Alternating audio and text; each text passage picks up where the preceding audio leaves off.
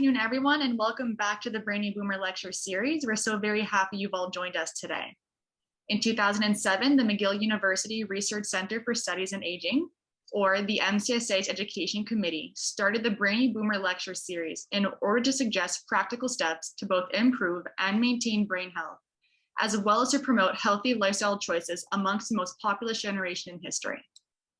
The MCSA's Education Committee, which was founded in 1996, has three main objectives: identifying education needs of healthcare providers, seniors, caregivers, and the public, and to develop responses to meet some of these needs; to enhance the positive image of the aging process by addressing stereotypes and myths about aging; and finally, the dissemination of research on aging.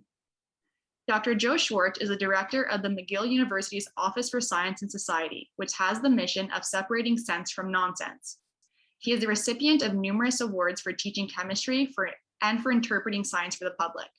Dr. Joe has hosted a radio show on science for 40 years and has appeared hundreds of times on television, writes a regular newspaper column, and is the author of 18 bestsellers. He has been awarded honorary degrees from Athabascan University, Cape Breton University, and University of Windsor and Simon Fraser University. Professor Schwartz is also an amateur magician and also spices up his presentations with a little magic. Before continuing, we would like to remind you to please mute your microphone on Zoom, and that if you have any questions, you could either write them down in the chat box on Zoom, or you could wait until the end of the presentation to ask them. And now I'd like to invite Dr. Schwartz to start his presentation, Aging, Fact, and Fancy. Thanks very much. You know, there was a gentleman who had a bit of a problem with his wife because she kept accusing him of being a philanderer. And whenever he came home, she would look him up and down, examine him for any pieces of lint or hair that may have been left over. And he got sick of this. So one day he decided he was going to make sure that there was absolutely nothing on him. And he took a lint brush, he cleaned himself off completely. He went home and she got more angry than ever when she looked at him. He said, "What's the matter?" She said, "Well, now you're running around with bald women." Of course, she made the right observation, but came to the wrong conclusion. And science is all about making observations and coming to conclusions, and that is what we emphasize here through my office at McGill. We try to cast light into the dark shadows of the world of pseudoscience, and we do this without any conflict of interest. We do not accept any money from any vested source, so our only allegiance is to the scientific method. And we discuss all kinds of aspects of science in daily life: cosmetics, food, drugs, etc. And aging, of course, is becoming more and more of a topic that people want to discuss as we all sort of move towards that finish line. Robert Browning, who of course was a celebrated British author, said, "Grow along with me, the best is yet to be." Well, I think Browning must have been clowning. Those golden years are not so golden. They tend to be somewhat rusty. We get more and more scared as the candles start to boil up on that cake. And there are certain problems, of course, that are associated with aging. And, you know, sometimes these can be portrayed in somewhat of a humorous fashion. But the problems are real, because as we get older, things don't work quite the way that they used to. But luckily, science often can intervene and provide us with at least some sort of an answer, although it may not always be pleasing to everyone. We accept the fact that as we get older, the body kind of starts to wear away. Although, of course, the rate at which this happens depends on the individual. We all know people who have smoked all their lives and lived to 105. But that is, of course, because we don't hear very much from the people who died from smoking at the age of 60. They don't say very much from the grave. But it would be great if somehow we could slow down that aging process. If indeed there were a real fountain of youth, that we would be able to wade in and roll back the years. Well, is there such a thing? And there actually is. If you go to Florida, the fountain of youth is there. It's actually in St. Augustine, Florida. And kind of a strange place, isn't it, to think that there's a fountain of youth when you look around at the population of Florida. But nevertheless, there it is.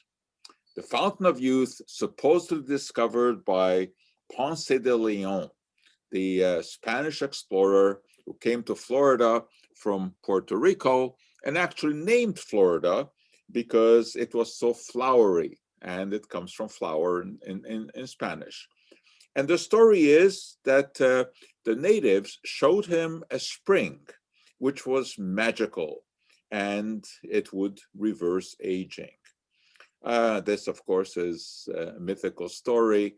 Ponce de Leon really did exist. He did not have a very friendly relationship with the natives, but a story has been created out of this, and tourist attraction blossoms, fountain of youth, and you can go there and actually drink the water. But this, of course, is just a myth.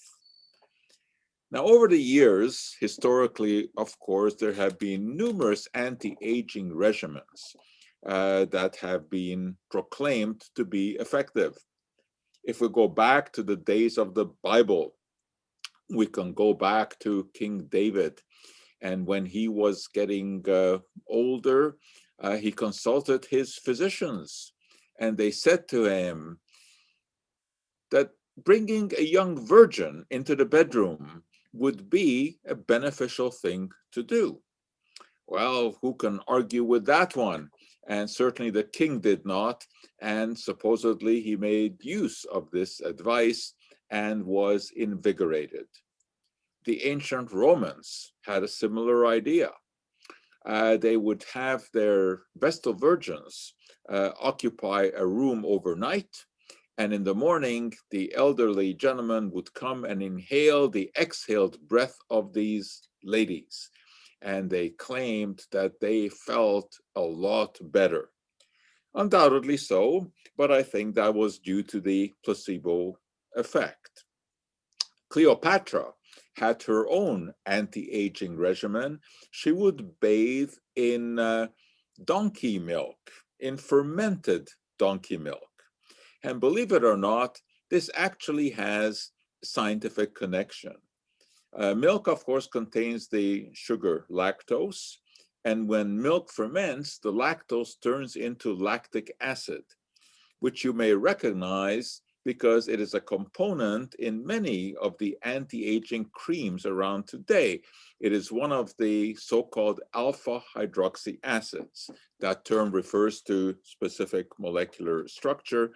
And lactic acid actually may have some benefit. Donkey milk was in no way superior to any other milk, but of course it makes for a nicer story that Cleopatra bathed in donkey milk. And some cosmetics manufacturers actually market donkey milk for as a cosmetic. Now, in the 4th century, Ji Hong, a Chinese philosopher, recommended a medicine made from herbs and monkey brains that would prolong life, but he did not live to the expected 500 years. Of course, ever since, herbs have been a mainstay of anti-aging regimens, and we'll get back to those a little bit later. The Hungarian Countess Elizabeth Báthory in the 16th century had a different bathing idea. Instead of bathing in fermented donkey milk, she bathed in the blood of young women that she had butchered. And it's a terrible story, and it probably gave rise to the vampire legend, which of course originated in Transylvania, which at that time was, part of Hungary. Obviously, bathing in blood does not have any kind of effect, but it just goes to show you the kind of things that people have tried to keep their beauty. In the Middle Ages, urine was examined by the alchemists as a potential solution to many problems.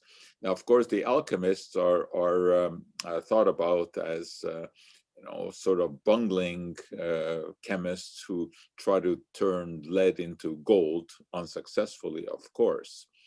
But they were actually after gold, not because of its monetary value, but because gold seemed to last forever, right? Gold never rusts.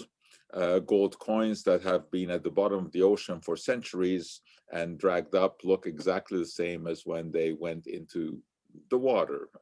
Other metals, of course, are not like that. So the alchemists were very interested in gold. Well, what does have to do with urine? Urine has the gold color. And alchemists thought, gee, maybe gold is an eternal substance, and we are blessed with being born with a certain gold supply in our body. But as we get older, we slowly pee our life away. Well, in 1669, a German alchemist by the name of Heinrich Brandt decided to find out what there was in urine.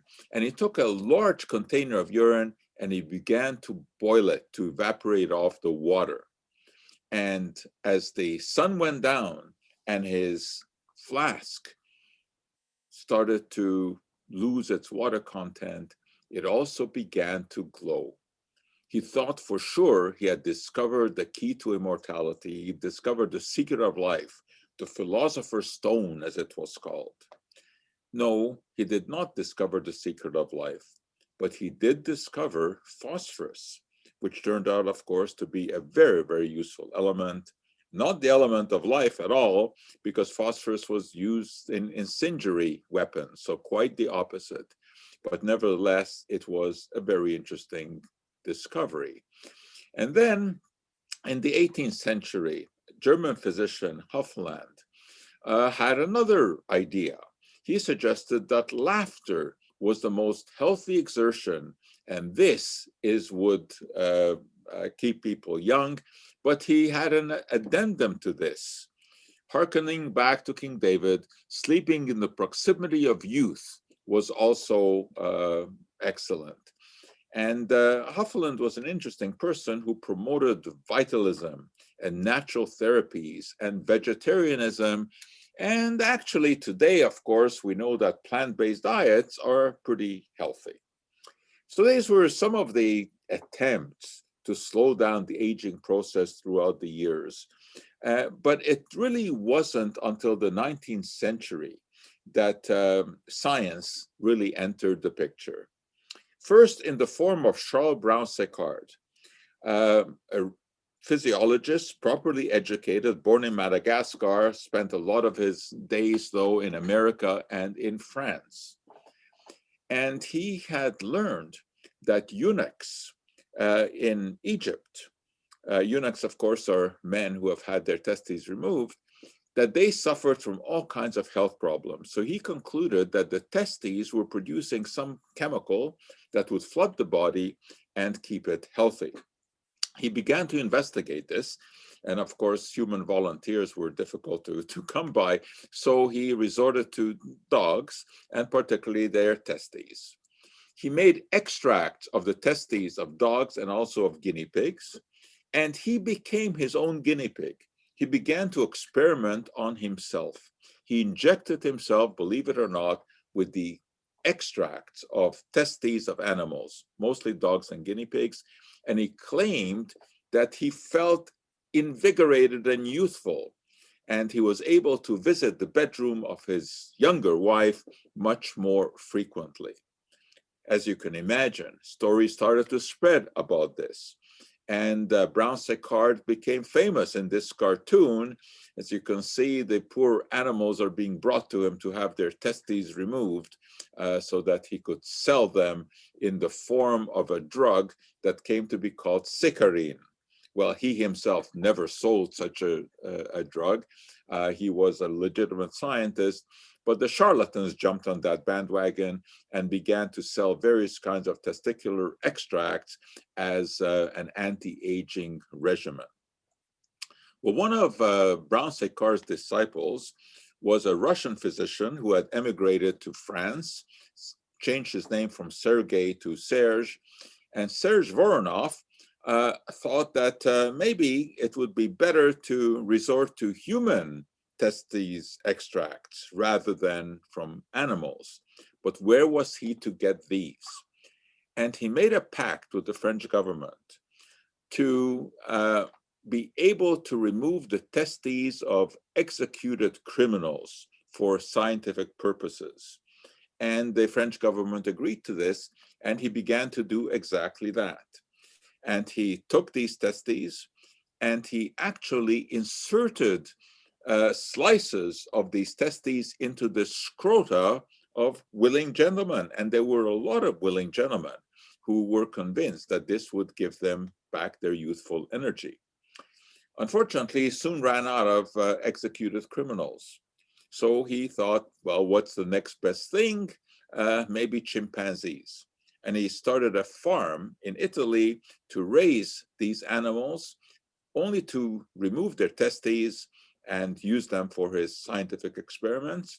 Other doctors followed in his footsteps, and these glandular insertions into the scrota of men from animals became the rage across Europe. Obviously, the chimps were not enamored of this process, and not all physicians liked it either.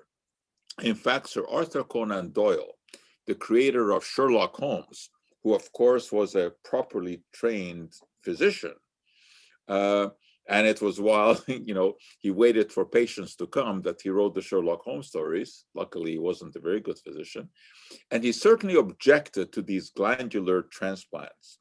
And in one of the classic Sherlock Holmes stories, The Adventure of the Creeping Man, Sherlock Holmes is called into the case by the children of an aging physiologist who is found jumping from limb to limb in the garden, tree to tree.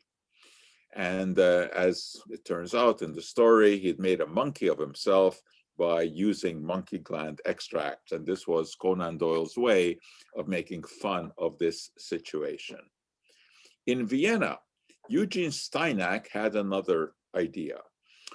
He certainly believed that something in the testes had rejuvenating effects, but he thought that there was another way to increase the production of these substances without having to do any kind of invasive surgery by implanting animal glands into the scrota of men. He thought that if he just tied off one of the seminal ducts, then that would force the testes to crank out more of whatever it was cranking out. So he carried out these operations, and many, many men were Steinac'd, as the expression went. And they said that it put pep back into their life. And Steinac himself published articles on this, including pictures. And here are supposedly dogs that were rejuvenated by having undergone this procedure of having one of the seminal ducts tied off. And this gentleman also supposedly is an example of this operation. And there were plenty of famous people who bought into this. For example, Freud. He had one of his seminal ducts tied off and said that he felt much better after. In the United States, John Romulus Brinkley had a mail-order diploma in medicine, and you could do that in those days. And he thought that there was money to be made with these glandular transplants. He had grown up on a farm, and he had witnessed the antics of goats. And he saw that they were, in fact, very horny and seemed to be very happy after their activities. So obviously, he didn't have any way to use human testicles for transplants, but he became known as the goat gland transplant doctor. And he carried out some 1,700 such operations, whereby he would take glands from the goats and insert them into the scrota of men. Amazing, because this was not the Middle Ages. And as you can see, he even had sort of antiseptic techniques. One day, a farmer came to him complaining that his wife had suggested that he had become somewhat of a flat tire. So doctor did what he always did. Brinkley inserted goat testicle into the man's scrotum. And about a year later, he got a testimonial, a letter from this farmer who had become very, very happy. He said that not only was his sex life much better, but he had been able to father a child. And interesting enough, he named the child Billy, supposedly after the goat who had made it possible. Well, the fact is that Brinkley never connected the gland to anything, so it's very unlikely that it would have had a physiological effect, aside maybe from the small amounts of testosterone that leached out from the glands. And that's a possibility, because as you probably know, testosterone is the main male sex hormone. It is also produced by females in their ovaries, and it is indeed linked to libido and general overall health. This is why some elderly men will indeed have testosterone injections if a physician has diagnosed low levels of testosterone, and they can benefit from these injections. Similarly, there are supplements that women can use, and these, of course, are the celebrated estrogens. And until the 1960s, it was very common for physicians to start prescribing estrogens to women who had reached the age of menopause. Premarin was one that was very widely used. Very interesting name. It comes from pregnant mare's urine. And that's where estrogens were isolated from. Of course, the company didn't publicize that very extensively. And obviously, the opponents of estrogen supplementation, of course, jumped on that and tried to scare people away from estrogen supplements. Well, there is some reason to be somewhat circumspect about estrogen supplements because they can increase the risk of breast cancer. And the decline in breast cancer that we've seen in recent years has been due to the fact that estrogen supplements at menopause are not as widely prescribed. Of course, the risk of breast cancer is very small, triggered by estrogen supplements, but nevertheless, it is something that has to be taken into account. And if someone is not suffering from menopausal symptoms, there seems to be no reason to take the supplements. But if someone does have severe symptoms, which can happen, then you can take the risk. Another substance that has been much ballyhooed as an anti-aging substance is human growth hormone, which is a very interesting substance. It is produced by the pineal gland, which is a small pea-sized gland smack in the middle of the brain. And it cranks out this protein, this human growth hormone, that is responsible for growth. And of course, as we grow older, there's no longer any need for this because the body is no longer growing and the circulating levels in the bloodstream decrease. Well, that introduced an idea, a reasonable idea. What if we don't allow growth hormone levels to decrease? Decrease in blood levels of growth hormone was seen to parallel aging, so it was a reasonable idea. What happens if you supplement? And a classic paper published in 1990 in the New England Journal of Medicine, which is sort of the Bible of medicine, one of the most respected medical journals in the world, had a paper, Effects of Human Growth Hormone in Men Over 60 Years Old. Daniel Rudman, the lead author, was a highly respected scientist. Now, this study was based on a relatively small number of subjects, 21 men, who were given injections of human growth hormone. At that time, human growth hormone was very difficult to come by. It had to be extracted from the pituitaries of cadavers, and it cost about $17,000 per subject in this study. Nevertheless, there were some interesting results. The men said that they certainly noticed some physical symptoms after they had been given these injections, and said that they even felt better. Now, what were these effects? There was an increase in muscle mass and other lean tissue, which is a good thing, a decrease in fatty tissue, increase in skin thickness, and increase in the average density of lower back vertebrae. All of these are good and would seem to indicate a reduction in aging. And as you can imagine, when the press got a hold of this, all of a sudden human growth hormone became the fountain of youth. The study actually was stopped after 6 months because the researchers noted that there were side effects, things like carpal tunnel syndrome, for example. And indeed, the lead author had to write a letter to the New England Journal that the study was stopped because of the problems that had been seen. There were problems with bone mineral content, and as you can see, it says our initial enthusiasm for this idea has declined as a result of an unexpectedly high incidence of side effects. However, as soon as that study came out, the charlatans jumped on the bandwagon, and all of a sudden, human growth hormone was being promoted all kinds of rejuvenation clinics. Nobody knows exactly what they were injecting, because at that time, human growth hormone was not readily available. And the amount that they were charging, although they were charging exorbitant amounts, was not enough to compensate for buying what would have been legitimate human growth hormone. So these were absolutely quack operations, injecting who knows what.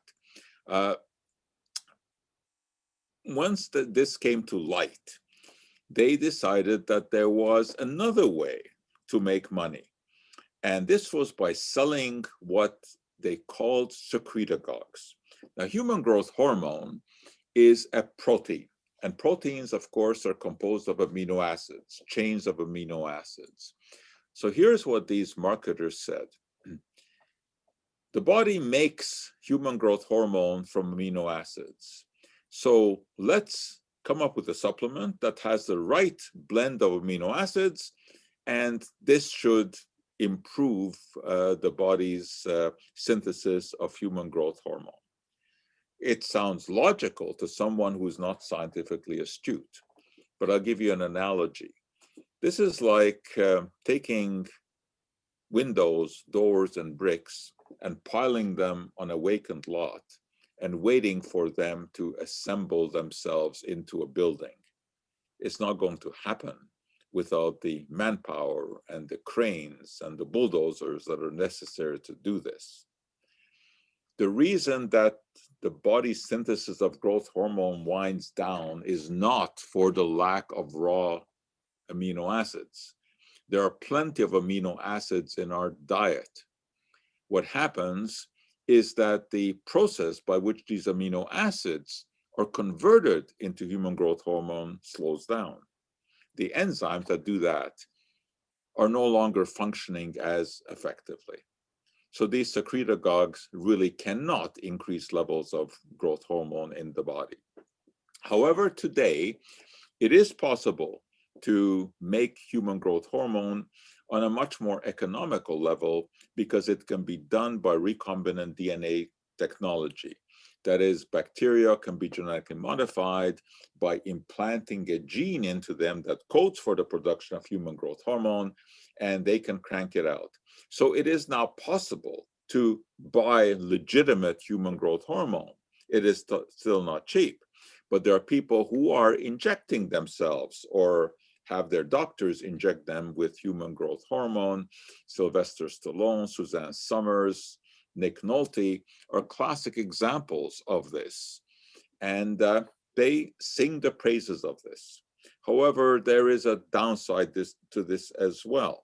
The side effects that were noted in that original New England Journal article, of course, are still with us.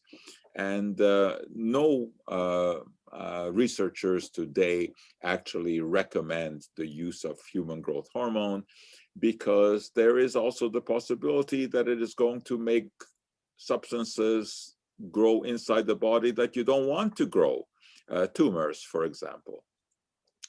Now, other potential anti-aging supplements. The idea of somehow increasing telomeres in our body. All right, well, we better discuss just what telomeres are. As you know, DNA is the molecule that is said to be the blueprint of life, and it is found in our chromosomes coiled up. And these coiled DNA molecules are topped off with telomeres. Telomeres are just short segments of DNA. And the analogy that is often used here is a shoelace, the protective caps on the shoelace that prevent it from fraying. Well, that's exactly what we have here with the telomeres. Every time that a cell divides, the chromosomes have to be replicated in the new cell. But each cell division has a possibility of making errors. And those errors are much more likely if the chromosome has been somehow disturbed by not having a proper telomeres protected. So the same way that the little plastic things on the end of a shoelace protect it from fraying, the telomeres protect the chromosome from fraying and from the DNA from making copying errors. So the question is there a way of somehow preventing these telomeres from fraying? Because the fraying process means that more errors are going to be created in the DNA as it replicates, and those errors are linked to aging. Now, this is extremely interesting science for which the Nobel Prize in Physiology Medicine was awarded in 2009 to Elizabeth Blackburn, Carol Greider, and Jack Szostak. Jack Szostak, we should say, is a McGill graduate. And they are the ones who, of course, introduced the idea that these telomeres are very, very important, and that a reduction in their efficacy can lead to all kinds of problems, including aging. Well, it wasn't long, of course, before the supplement manufacturers got into the game and started to sell the molecule that makes your cells young again.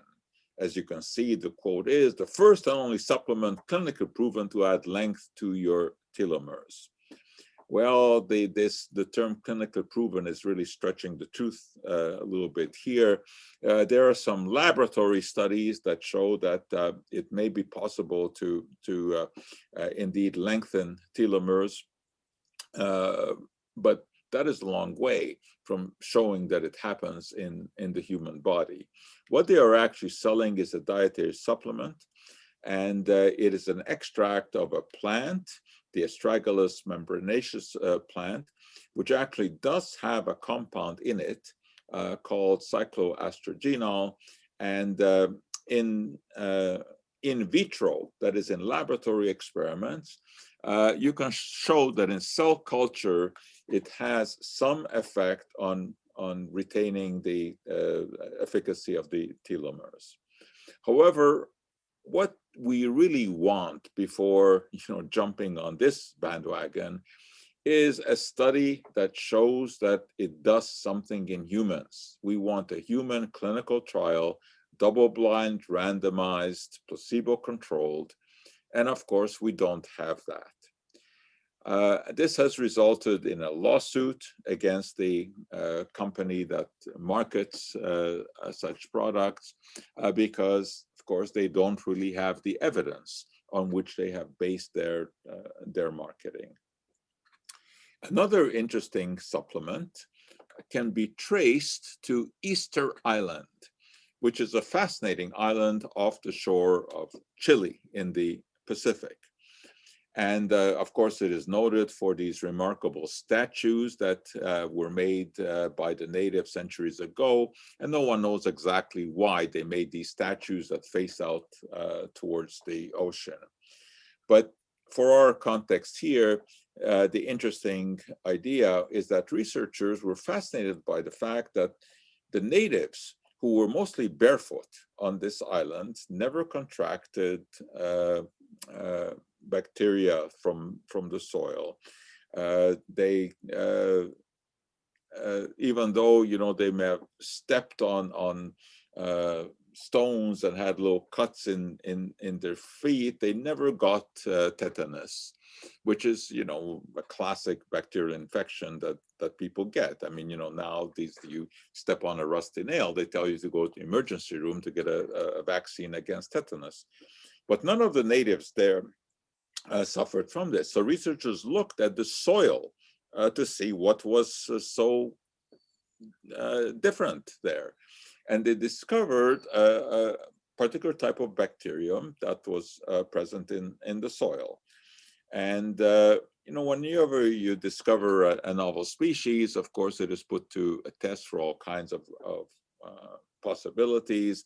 Could it give rise to antibiotics? What did this contain? Well, it turned out that there was one compound that was produced here that was called sirolimus, which turned out to have a very interesting effect. It actually had an effect on the immune system.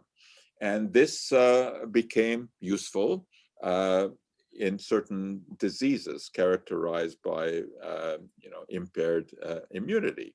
And it is used in medicine today.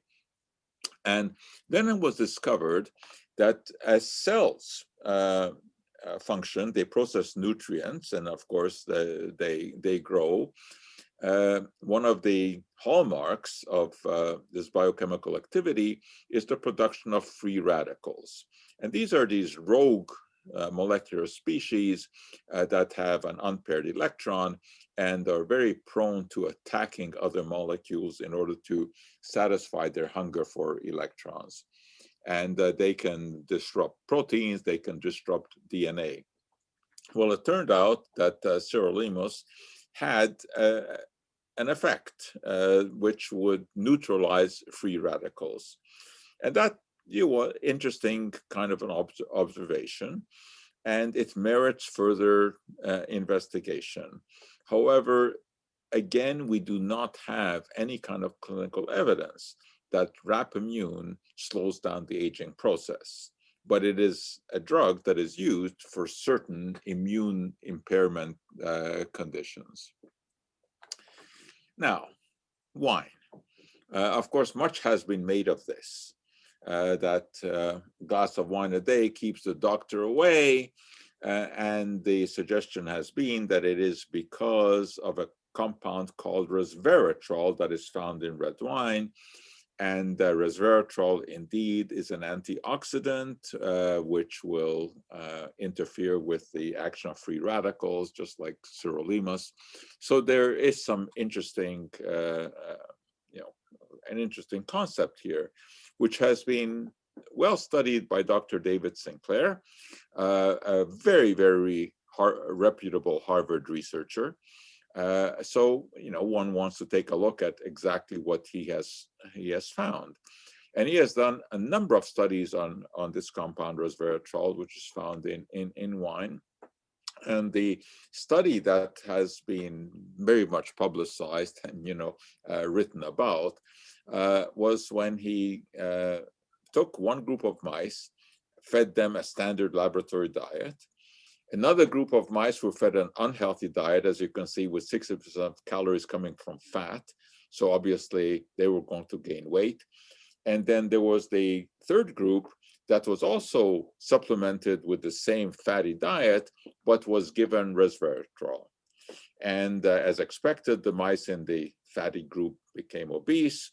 showed signs of diabetes and heart disease and died prematurely. But, and here was, the interesting feature, the mice that were fed the high-calorie diet, but were also supplemented with resveratrol, showed the same profile as the mice on the standard diet.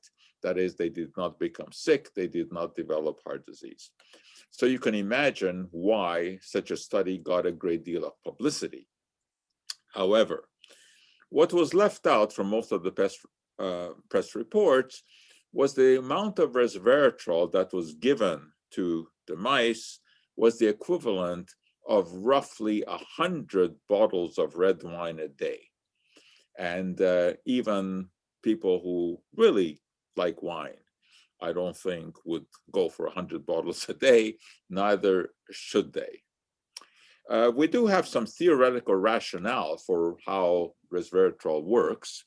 It can increase these proteins called sirtuins that are responsible for the repair of DNA molecules. And Dr. Sinclair actually sold out the company that he had founded to SmithKline and French for $700 million. It was, interesting, but it turns out that the company was not able to capitalize on it. So although the original research was very optimistic, looked good, so far it hasn't amounted to much.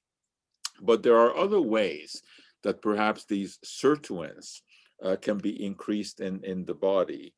And these supplements, nicotinamide mononucleotide and nicotinamide riboside, are being extensively researched now.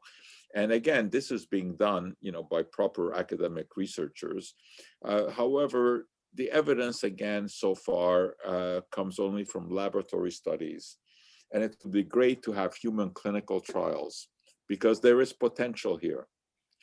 However, there is another way that sirtuins, these molecules that can repair DNA in our body, can be increased. And this is something that has been well established, and that is dietary restriction.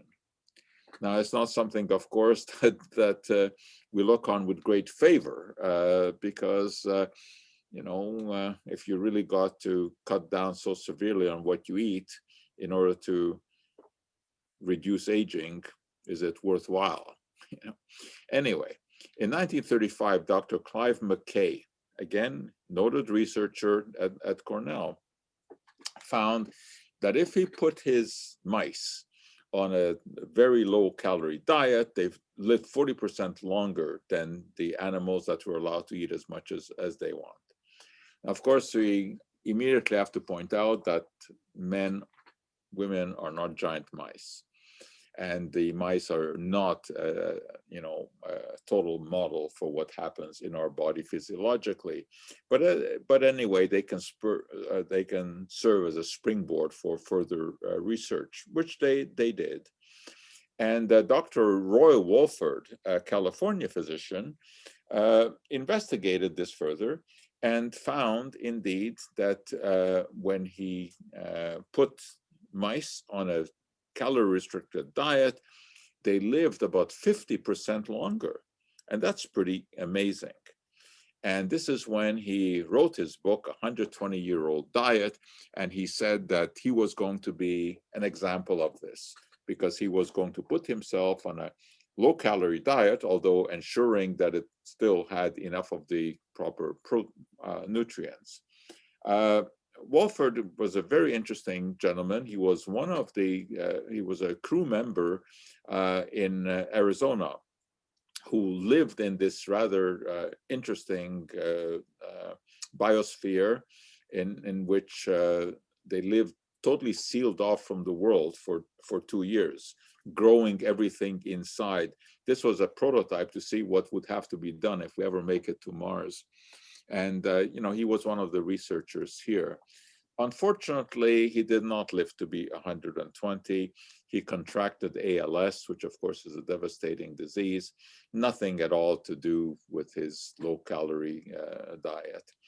But what we do know today is that calorie restriction is the only known strategy to extend life.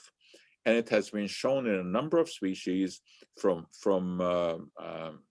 insects to fruit flies to our close cousins, the primates. And here's one example of that. A rhesus monkey, as you can see, aging very well on a calorie-restricted diet, and his colleague here, who was allowed to eat as much as wanted, began to become frail, move slowly. Interesting. Now, there are also suggestions now that you don't have to be so crazy about severely restricting your calories. One way to sort of get on track here is to just constrict the number of hours when food is consumed. And this is the so-called 16-hour fast. So for 16 hours, you eat nothing at all, and you eat food during the 8 hours, and this kind of automatically restricts your caloric intake. But again, it takes some of the pleasure away from life. But calorie restriction is a very legitimate anti-aging regimen.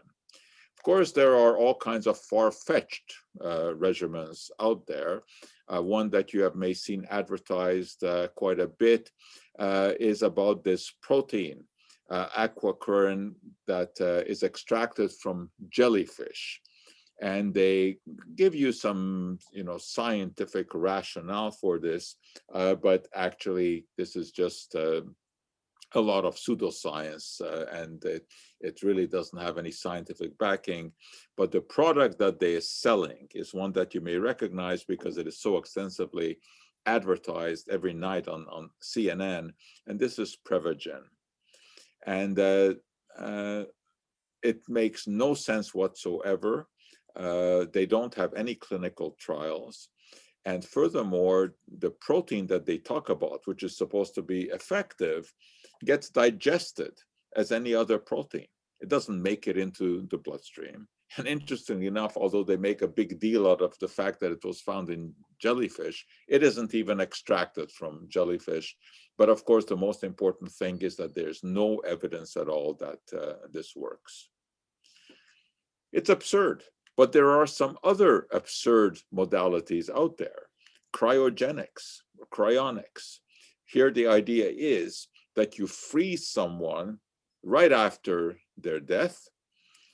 You remove their bodily fluids, you replace it with a cryogenic liquid, and then you immerse them in a freezer, liquid nitrogen, and keep them. Why? Because the hope is that eventually science will have advanced enough that they can be, quote, reanimated. That's the term that they use, reanimated. So death is just a deanimation process. It's an expensive process, costs about $100,000. And believe it or not, they want payment up front. They're not willing to wait until you become reanimated. Now notice some of the containers are much smaller because they contain only heads. One of them actually contains the head of one of the most famous baseball players ever, Ted Williams. His children decided that they were going to keep his head and wait for reanimation. And if reanimation is a possibility, well, by that time, maybe scientists will have come up with a way to clone the rest of the body.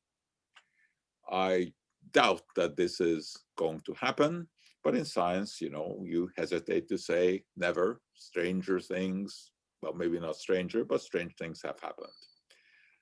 But better stick to what we know. And we know about diet.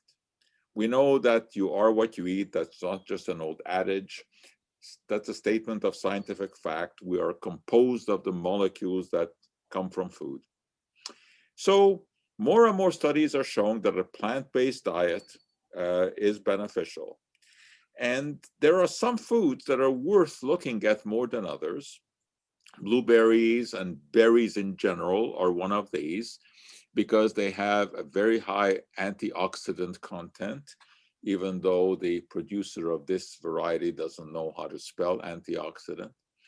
But there are some interesting studies at Tufts University, for example, where they found the high antioxidant content of these.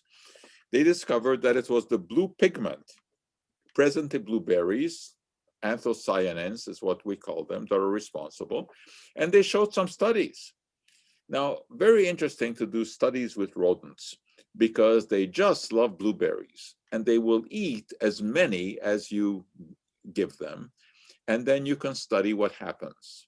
And it turns out that when you feed them berries, they produce more neurotransmitters. These are the chemicals that connect brain cells and very important for the functioning of the nervous system. Now, these rodents, as they get older, lose their ability to walk on narrow ledges. In general, of course, they're very good on scampering across ledges and ropes, etc. But by about 19 months of age, the time it takes for a rat to walk a narrow beam goes down. They lose their balance, they get older. So, you know, if you go down to your basement and you look at the rats running across your clothesline, if they are constantly falling down, you know that they're older rats. Anyway, turns out that after eating blueberries, you can make them stay on the rope longer. So when you see your rats falling off that rope, give them a blueberry supplement. Of course, life is like walking a tightrope, isn't it? We know that eventually we're going to fall off. But if you can stay on there somewhat longer by eating a healthy diet, why not? Of course, there are no superfoods. Blueberries are great, as are other berries. But the idea that there are single foods that are super, that's a myth. However, there are diets that are interesting. If you look at Okinawa, for example, the Japanese island, they have a very, very significant number of elderly people. They have a population with a lot of people who are centenarians. Interesting to look at their diet. And books have been published on this, the Okinawa diet. And it is very heavily plant and seafood oriented. They don't eat dairy products. They certainly don't drink soft drinks. They don't eat fast food. They make everything from scratch. And it's interesting because it shows that dietary intervention can have an effect on longevity. Of course, genetics may play a role there as well. Another proven regimen, unfortunately, you can't bottle it, but we know it works, and that is exercise. You don't have to go to extremes. Just walking every day for 30 or 40 minutes at a good pace is enough to stretch out your years. I wish we could bottle it, but we can't. Of course, supplement manufacturers are constantly looking for that miracle that is going to turn back the clock, that will be able to take an aging person and bring back their youth. But it's not going to happen. However, to wrap things up here, why don't we look at the lady who defines the human lifespan? Now, lifespan is not the same as life expectancy. Lifespan is the maximum number of years that a member of the species has ever lived, whereas life expectancy is the average number of years that you expect a population to live. Well, Madame Jean Calment defines the human lifespan because she lived to the age of 122, and that's documented with a birth certificate. She was born in the 1800s. She knew Vincent van Gogh personally, not a nice man, she said. And she grew old rather gracefully. At the age of 115, she said that she was going to give up cigarettes because she wanted to live a long time. And she did. She lived to 122. And the year before she died, she actually made a recording, a compact disc recording. And that indeed is fascinating by itself, because when she was born, there was no sound recording at all. So she went through the cylinder recordings with Edison, and then the 78s, and then the long playing records, and then the 8-tracks, and then the cassette tapes, and then the compact discs, which is interesting to show that, in 122 years, how much we evolved in technology. But anyway, just before she said goodbye, she made this recording, and it was with a reporter who asked her what the keys were to her longevity. And she listed several things. She said she drinks a glass of wine every day. She said that she tries not to worry. And she also made a point of eating chocolates. Now, she wasn't eating a kilo a day. She was just sampling a little bit every day. But as soon as she mentioned that, you can imagine that the press loved it. And all of a sudden, chocolate could save your life. Well, no, chocolate is not the key to longevity, but it makes your aging a little bit more pleasant by, eating a little bit of it. And that's why I never like to say never about anything, because life is really not worth living if you're going to evaluate every drop of beverage and every morsel of food that you eat as whether it is good for you or not. Anyway, I've been interested in this aging business for a long time, and I've been, trying to keep up to date. And really, the most significant research in the last few years has been the observation that the closer we are to a plant-based diet, the better off we are. But I keep getting all the advertisements, about all the magical formulas out there, including this Youth Restore X. I don't know what it is, but I sent for it just in case I ever need it. Who knows? And maybe if I come back and speak to you guys again, I may just look like that. But I doubt it, because there is no such magic potion out there. If you want to see magic, you have to go to a magic show. That's the only place where you will see real magic. Anyway, let me just remind you that if you're interested in any of our work, you can go to our website, and you can also sign up for a free weekly newsletter, which I think is entertaining and informative. We also have a Facebook page, and everyone these days must Twitter. And if you have any questions for me, I'm always happy to answer emails. And let me just point out that just a couple of weeks ago, my new book came out, and it is this, Science Goes Viral. Obviously, with the virus that is the huge elephant in the room these days, we have to have something to say about it. But the whole book is not only about virus, because science progresses even during a pandemic. So all kinds of interesting stories in here about the science of everyday life, including those intermittent fasts that I mentioned. So thanks very much for listening. And if any of you have any questions, certainly I'd be happy to try and answer them. Thank you so much, Dr. Schwartz. That was a fantastic presentation. We do already have a question in the chat box. It says, what do you think about fish oil for us elderly patients? A good question about fish oil. There's been a lot of research published on this. Again, it is inconclusive. What we do know is that fish oil can reduce triglyceride levels in the bloodstream. But that's really the only documented effect. You have to be somewhat careful with it too, because it can change the coagulation ability of the blood. So at this point, I think we hesitate to recommend fish oil supplements, but I think we're on pretty firm footing to recommend eating fish 2 or 3 times a week. Perfect. And we have one here. It says, what are the benefits of omega-3? Well, the omega-3 is the ingredient in fish that we talk about.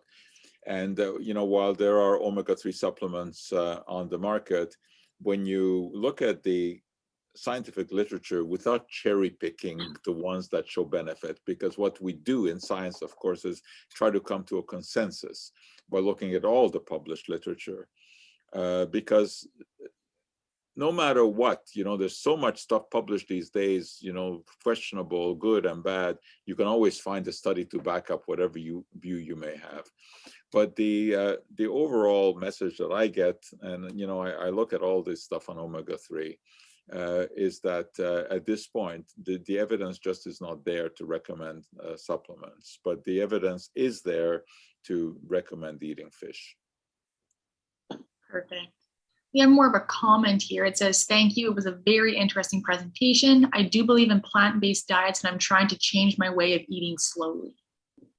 Yes, I don't think that it is reasonable to go from the classic North American diet from one day to next to switch to, a vegetarian diet. Neither do I think that it is totally necessary. Because notice that I've used the term plant-based diet. I never used plant-exclusive diet. Numbers matter in science. And I think it is certainly possible to incorporate meat into a healthy diet, as long as the majority of the diet comes from plant-based products. But again, I want to emphasize that there is more to life than worrying about every little bit of food that goes into our mouth, because worry can also reduce your years. And there's a lot of pleasure that comes from eating the foods that you like to eat. But there's no need to have a 16-ounce steak that's hanging off the plate. The serving portions can be reduced. And I think one way to really cut down is to stay away from highly processed foods.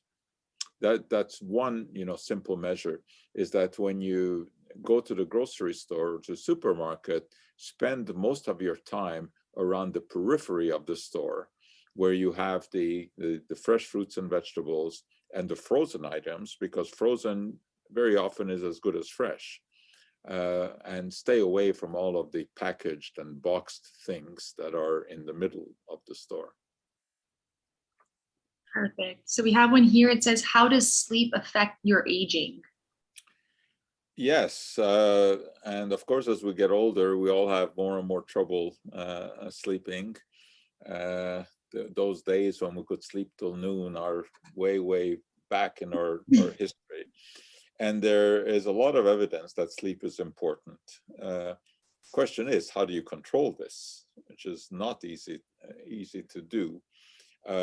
You've probably heard of melatonin, which is the so-called Dracula hormone, because it is produced by the pineal gland only during dark hours.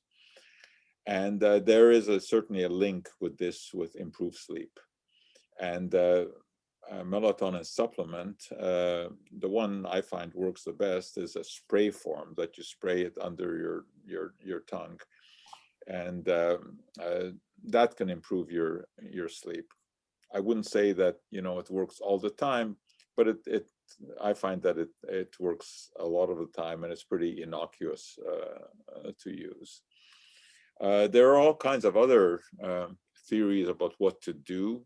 For example, don't watch TV, don't use the computer in the 1 hour before you want to go to sleep, because the light that comes from it cuts down on the natural production of melatonin.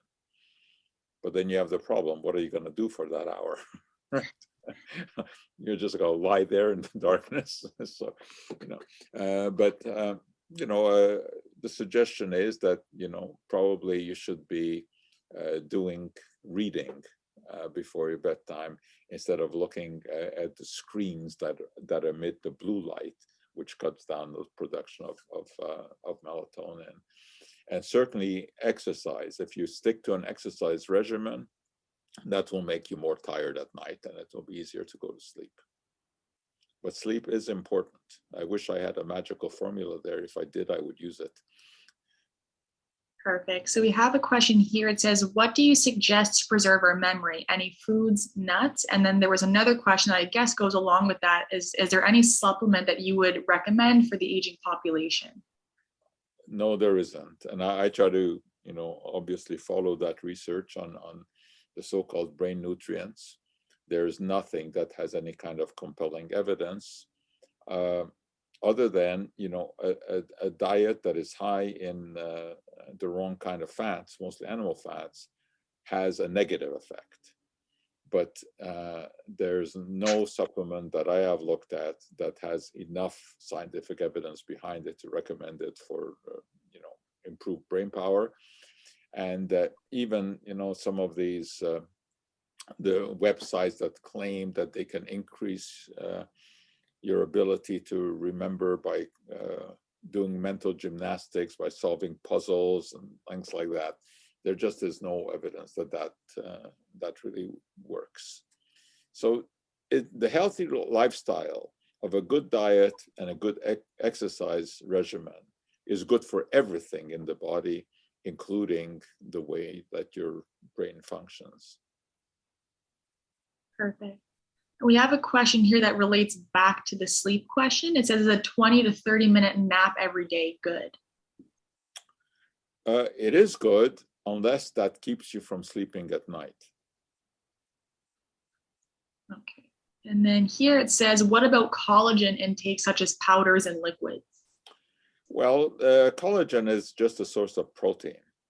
In the usual North American diet, we do not have a shortage of protein. You don't need more than about 50 grams of protein a day, and we easily get that. The only people who need a protein supplement are the ones who are engaged in very, very serious, heavy-duty exercise. The really serious competitive bodybuilders, or the long-distance racers. They may benefit some from protein supplements because all of that exercise does tend to break down muscle. Other than that, no. There is some evidence that collagen supplements may help with some joint pain. But again, the evidence is certainly not very compelling.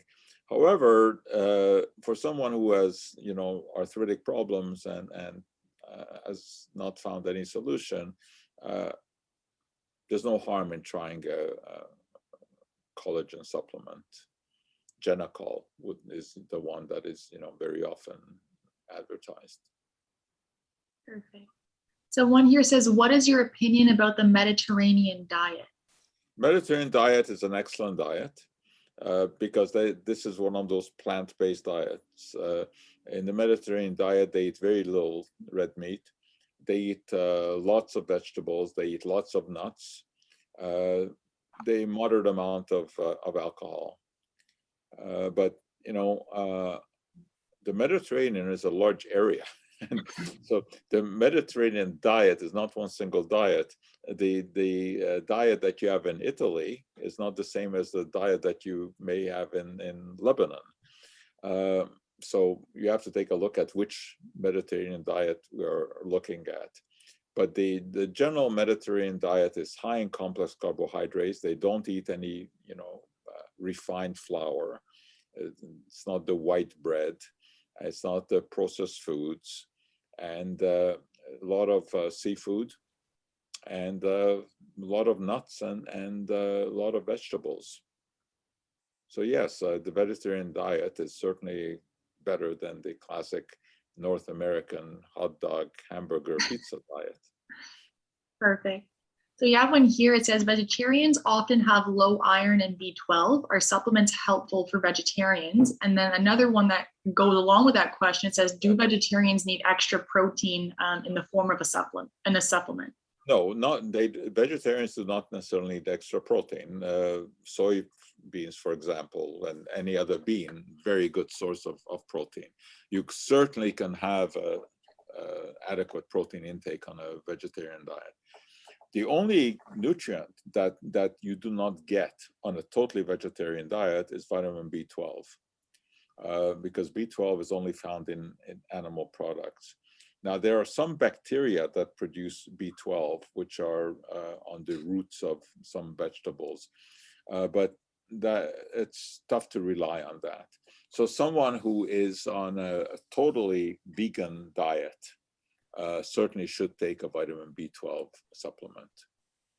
But other than that, even small amounts of meat in the diet will have enough B12. And B12 is stored in the body, and it lasts years before you become depleted.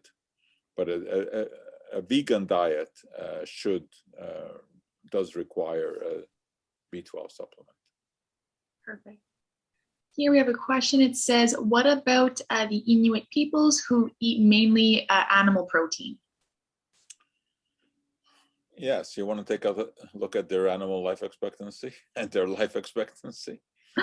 It's pretty low. I mean, the myth that the natives have great longevity because of the diet is just not true. They do not have great longevity. And one benefit of those diets is that they do eat a lot of fish. But no, it's not the diet that is to be recommended. Perfect. Someone says here, what about turmeric for arthritis?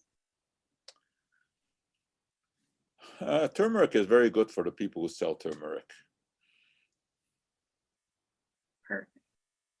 Here we have a question. A lot is being said about cannabinols. What value can they bring as a supplement to the aging population? Right. Well, if you follow the popular literature, you'll know that cannabis is good for everything, right? And this is the current miracle. And of course, there's always some kernel of truth to these stories. And yes, I mean, extracts of the cannabis plant have numerous compounds in them that can have physiological activity. And there have been studies about certain cannabinoids having pain-relieving effects. Of course, we also know that certain cannabinoids can make you feel very, very happy. That's the tetrahydrocannabinol, of course, which hippies have been using for a long time, smoking pot. We need more research on cannabinoids, but it's an active area of research, and especially in terms of pain relief, I think that there is something there. Also in terms of anxiety relief, and maybe even in sleep. Perfect. We have one here. It says, is it true during your developing years you should not prescribe to a vegetarian diet due to the lack of protein, and therefore your brain does not develop on par with someone who's not vegetarian? No, that's not correct.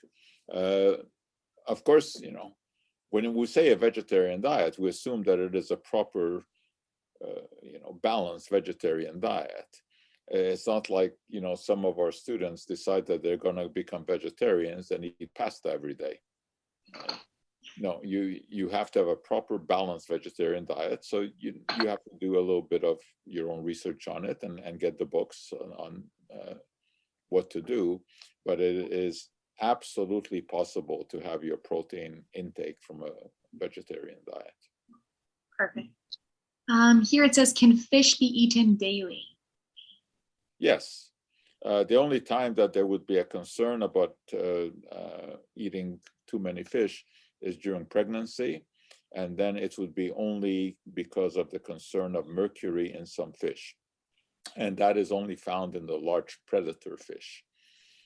Things like swordfish, shark, the large tuna, which very often is what sushi is made from.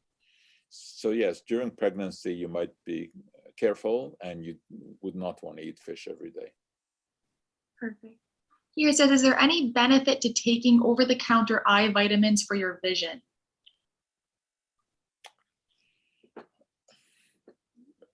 Very scant evidence.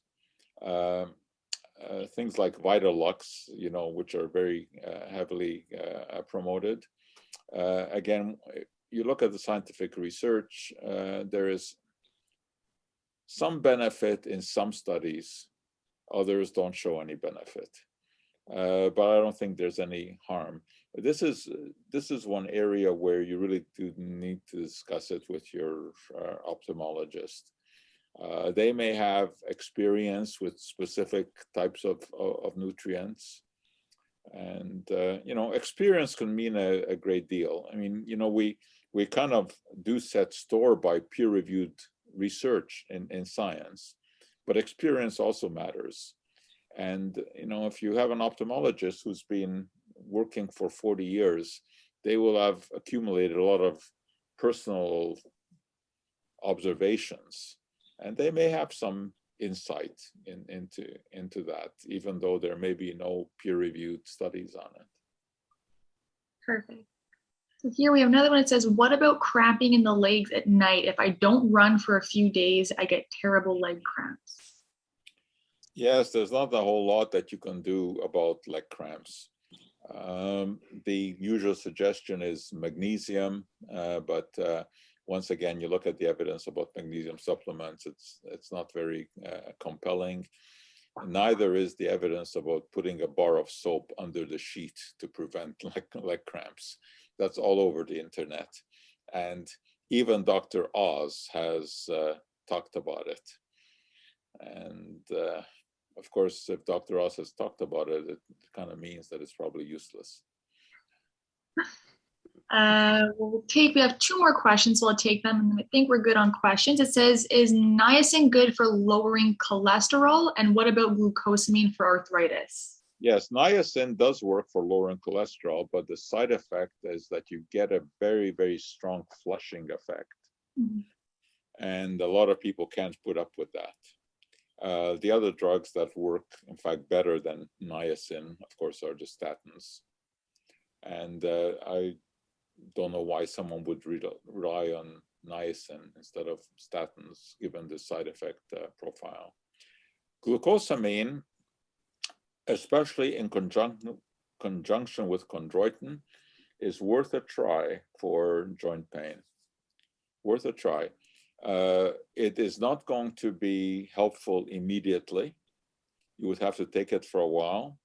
And there the suggestion is that if it hasn't done anything for a month, you can give it up. It's not going to do anything. But there are no real good remedies for joint pain. So if you're really suffering from it, worth a try. Perfect. And our last question here, it said, should we be taking B12 supplements per day? Is B12 supplement especially important for vegetarians? And what do you think of CoQ10 for someone taking cholesterol meds? Yes, in Japan, they routinely prescribe CoQ10 to everyone who's taking statin drugs. CoQ10 is a natural compound in the body that is involved in the synthesis of ATP, which is the molecule that gives us energy. In North America, there's less of a consensus on that. Again, the evidence is all over the place. There's no harm in taking CoQ10 when you're taking a statin drug. It probably is a good idea to do that. B12, B12 doesn't have to be taken on a daily basis, although there are many multivitamins, daily multivitamins that will include some B12. But really the critical B12 population would be vegans. They're the ones who really have to look at it. Other than that, if someone is given a blood test and shown to be low in B12, which often happens even in people who have a good diet as you age, because there's a substance called intrinsic factor that has to be produced in the stomach in order for the B12 to be absorbed. And as we get older, less and less of that is produced. So it is possible to have a B12 deficiency, but you can only tell that by doing a blood test. And if a blood test shows low, then the doctor will have various ways by which it can be supplemented, in some cases even injected form. So without doing a blood test, you don't know. But for vegans, I think we can be on safe ground saying they should be taking B12. Perfect. Just one last question before we go. Is there anything you would recommend for nerve pain? Nerve pain? No. I mean, of course, it depends on which kind of nerve pain. If your nerve pain is due to a dental problem, go see a dentist and he will fix that problem.